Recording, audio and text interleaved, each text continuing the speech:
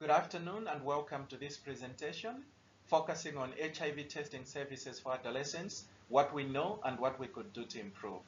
I will highlight the HIV testing gaps, key drivers of HIV testing, some examples of HIV testing approaches targeting adolescents and young people, issues of serostatus disclosure, and we'll wrap up with some of the key messages.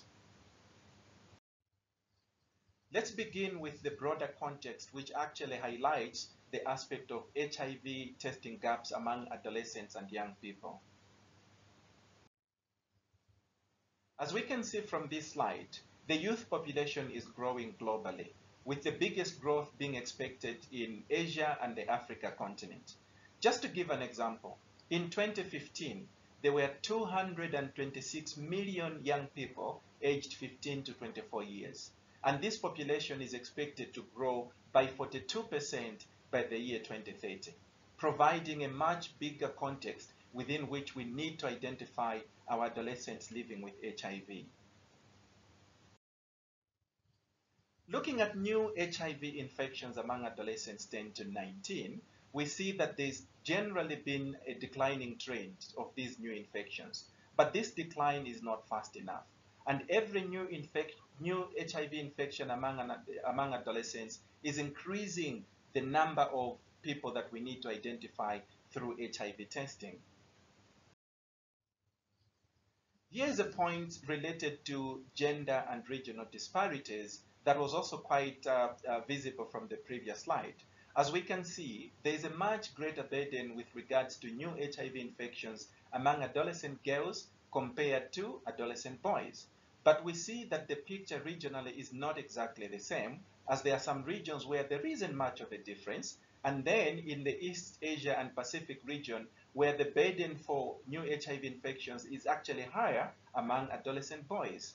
This actually tells us that our programming, including HIV testing, needs to look at the context of the epidemic. Let's look at HIV performance, for example. Here is data from Sub-Saharan Africa from Demographic and Health Survey. And one thing that we see from here very prominently is that there are low testing rates for adolescents. But across, we actually see that adolescent boys are actually lagging behind as well, which actually calls for a renewed emphasis on HIV testing services for adolescents themselves. Now, this begs a question: which adolescents should we actually be testing? Is it the entire population, or should we focus on segments of the adolescent population? As we can see from this funnel-shaped illustration, targeting all adolescents gives us a big number to work with.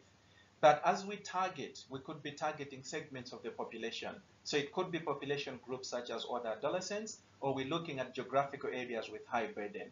The other element is really related to risk factors, whether single or two risk factors or multiple risk factors. So this is really looking at adolescents that are sexually active, or those that may have multiple risk factors. They are sexually active, young key population, out of school. The likelihood of identifying an HIV positive adolescent from that population group is actually much higher. Now, one thing that we probably need to remember is when we're looking at adolescents living with HIV, we have those that were infected during the perinatal period, so meaning during pregnancy, labor and delivery, and the breastfeeding period, or those that are affected during adolescence itself, say for example through sexual transmission. There are quite a number of modalities that could be used using these approaches. Let's look at the recommendation from WHO. The recommendation here, what we are actually seeing is that the HIV testing for adolescents would depend on the status of the epidemic in the country. High burden settings might require some approaches that are slightly different from low burden settings and vice versa. But one point that is really, really important is that we need to really focus on a strategic mix of approaches that are really targeting the priority populations. And those identified could be young key populations, partners or children of people living with HIV, or the young people themselves within the age 15 to 24. let's focus on some of the key drivers of HIV testing among adolescents. And I will look at four key aspects rather. The first one is low HIV prevention knowledge. We know that someone having good knowledge about an intervention is likely to take up that intervention. In this case, if somebody knows about HIV testing and its benefits, they will likely take up HIV testing. But we know that from data that there is normally low comprehensive knowledge for HIV among adolescents. In many countries, just half of the adolescents have correct knowledge about HIV prevention. Then we move to issues related to the legislative or policy environment, where sometimes they require parental consent for an adolescent that is less than 18 years old. That is a significant barrier, because even when they can make their own decision at 16, they will not be provided with the service. A mapping showed that in many countries, adolescents still needed to get parental consent. We also move to aspects of service barrier, particularly in the health system and the broader social environment. Things like judgmental attitudes of health workers, stigma and discrimination, be it at the facility or community health service delivery points, cost or distance to the facility. All these would be barriers to adolescents seeking HIV testing. Then there's the issue of weak data. It's really difficult at the moment to know what is the status of 90-90-90 in relation to adolescents. Because of weak data, we're not able to be very comfortable with the status, and therefore we may not be able to have good evidence-based programming. So weak data is another factor that is a significant barrier. Now let me focus on some of the HIV testing approaches. There are many entry points within the health system where HIV testing services are provided for adolescents. In many cases, HIV testing is integrated in other service delivery points, such as antenatal care, sexually productive health services, as we can see on this slide. But I guess the key question is, how should services be organized to be responsive to the needs of adolescents and young people? I think the answer to that would be engage, engage, and engage. We really need to engage adolescents and young people when we're designing programs, such as HIV testing programs. I recall one time when we had a youth engagement session in Zambia. The adolescents and young people were very particular. They were saying, we just don't need a particular adolescent-friendly space that is responsive to our needs in a particular part of a corner of a health facility. We would like the entire health system to be responsive to our needs. So that's a really important thing if we really need to have HIV testing services that respond to their needs so that they are likely to take those services up. One of the proven HIV testing approaches targeting adolescents is the index testing. And in this one, I'm going to use an example from Zimbabwe using their Zandiri approach. In this approach, they have what they call community adolescent treatment supporters, known as CATs, who are adolescents and young people living with HIV, usually aged between 18 to 24. They work at both the facility as well as in the community through community outreach clinics, providing a range of services such as information on HIV testing, risk profiling, psychosocial support for adolescents living with HIV, etc. And in this approach, the CATs, when they were working with adolescents and young people living with HIV, they were able to interact with them and identify their biological relatives. So relatives living in the same house. They were also able to identify the sexual contacts of these adolescents and young people living with HIV. And once they had actually done that, they continued with supporting both the index clients, in this case, adolescents and young people living with HIV, and also conducting education and approaching the contacts that they did identify from these adolescents and young people living with HIV. And once they had reached out to these contacts, giving them information and supporting them, about 80% of these contacts, 80% of the 15,223 contacts they had identified, accepted to take up HIV testing. And when we look at the performance in terms of the yield, up to 9.8% of these contacts were actually identified to be positive. So the positivity rate looking at the yield in the setting was actually quite high. And then 97% of those that were identified to be positive were linked to care. A really, really good model when it comes to targeting as part of indexed testing. Other community models, such as targeted campaigns in the community, door-to-door testing, have also shown very high uptake of HIV testing among adolescents and young people. But issues related to linkage to care, there's been very little evidence in that regard. The other example I'm going to look at is from Mozambique around HIV self-testing. We know that with HIV self-testing, with convenience and privacy, it's really becoming popular. In Mozambique, they had a project where they were recruiting adolescents and young people aged 16 to 20 years from schools after giving them health education in SRH as well as HIV, and they referred them to one-stop youth-friendly centers at the facility. And right there at the facility, they were also recruiting the adolescents and young people that they found there. They gave them education and also taught them how to use HIV self-testing. These young people did HIV self-testing in the privacy of the rooms within the facility. A nurse was available to validate the results. And what they actually found was that adolescents used these tests very well. The results that they found were actually agreeing with the standard tests that they were conducting within the country. And the uptake was also high. All the adolescents and young people recruited at the facility took up the test.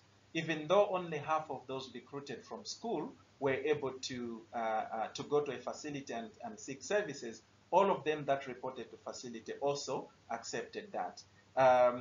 There was no information related to linkage to care, but the yield was 1.7%. Now, this actually shows us that in terms of recruitment and modalities for HIV testing, there could be different ones that they could be used, school, community, or otherwise. But it shows that adolescents can use self-testing, and studies have actually shown that there is preference if there is a community health worker or a health worker present who can support them, answer their questions, and that can probably improve issues of linkage to care as well. The other example is related to digital approaches, and we know that these are quite popular these days, using mobile technology. And I'm going to use an example from Kenya, where adolescent girls and young women aged 18 to 24 were recruited from schools. One group was being sent mobile SMS every week on topics related to sexually reproductive health and HIV, and another group was not receiving those SMS. Every month, they sent them questions around their HIV testing and HIV risk perception. The results actually showed that those that were receiving SMS were more likely to test for HIV than those that were not receiving these messages. And the period from the time the project began to the time adolescents that sought HIV test, on average, adolescents in the SMS group sought HIV testing services much earlier than those that were not seeking, that were not receiving SMS. A promising practice as well, but with quite a number of considerations that need to be made with regard to access to these digital approaches. A study in Zambia showed that issues of limited access to digital approaches was one of those that made these some of these interventions not to have a good impact related to uptake of HIV testing and HIV knowledge. Now, reaching young key populations is another very important aspect in terms of epidemic control. And the example that I have here is from Indonesia, where they conducted quite a number of sessions with health workers and community workers, teaching them to be friendly to the young key populations. They combined that with an intervention with a online communication platform, and what they found was an increase in uptake of HIV testing and also an increase in uptake of ART as a result of that program. I think one important issue to note with programming for young key populations, particularly for HIV testing, is to use social network-based approaches, where within their own network, these young key populations, they know each other, they can provide services as part of peers, or they can be used to educate others and undertake various forms of referral for HIV testing. Now let's look at aspects related to serostatus disclosure. And we're looking at disclosure in two ways. The first one focusing on being disclosed to as an adolescent. There are other adolescents that were infected during the perinatal period and may not even know their status. Others may be infected during adolescence, but the disclosure itself to them is also an important aspect. And one of the approaches that I thought we could look at is an example from Thailand, where they developed national guidance for serostatus disclosure to children and adolescents. And it had three main steps. The first one, focusing on readiness assessment of these adolescents as well as their caregivers. And then the second assessment, age-appropriate disclosure, that was done gradually because a 14-year-old and a 10-year-old and a 16-year-old, the approach in terms of information and disclosure may have to be completely different. Then the third step, which involved continuous assessment and regular follow-up to see how they are coping with this disclosure and if they need any support to provide the kind of support system, which was really, really important in this aspect. The second component of disclosure is when adolescents themselves that are living with HIV decide to disclose their status to others. We know from evidence that there are benefits with that, such as an improved self-esteem, treatment adherence, higher likelihood to retain in care, and ultimately to achieve viral suppression. But we also know that there are negative outcomes that come to it, things like anxiety and depression, and the stigma and discrimination that can come with it. So adolescents might want to disclose their status, maybe because they want to join a teen club, or maybe because there's a treatment buddy support program within the facility. But one thing that is really important for this part of disclosure as well is adolescents need to be counseled about the potential benefits, the potential risk of disclosing their status to others. And if they choose to disclose, usually for reasons to emphasize on positive living and have treatment support, then they need to have a very good support system at all levels, from family as well as the health system. Now, having looked at all these aspects, what are the key take-home messages? We need renewed focus on HIV testing for adolescents, addressing the gaps that we know we've identified in our different epidemiological contexts for HIV. We also need to strengthen identification of those who need testing. So the kind of targeted testing, the adolescents at higher risk, that is really, really important. We also need to implement diverse approaches for HIV testing that are responsive to the needs of adolescents. Adolescents are not a homogeneous group, so we might need different approaches for different adolescents. There is need to optimize implementation through adolescent engagement. There's this aspect that's really, really common and very, very true. Nothing for us without us. It just underscores the importance of adolescent engagement at all levels. Strengthening evidence generation to inform testing approaches and other programming. We need data. Our data should not hold us back. We need to implement a strategic mix of approaches similar to this aspect that we talked about before, being responsive to adolescents, but also balancing the efficiency and the impact of different approaches. We also need to facilitate a support system for adolescents, especially those that choose to disclose. And finally, strengthening referral and linkages. The whole point of HIV testing services is to identify positives and link them to appropriate care, treatment and support interventions, and that the negatives should remain negative. So we also need to provide that kind of referral and linkage to appropriate services. Thank you so very much for your attention. I look forward to discussion.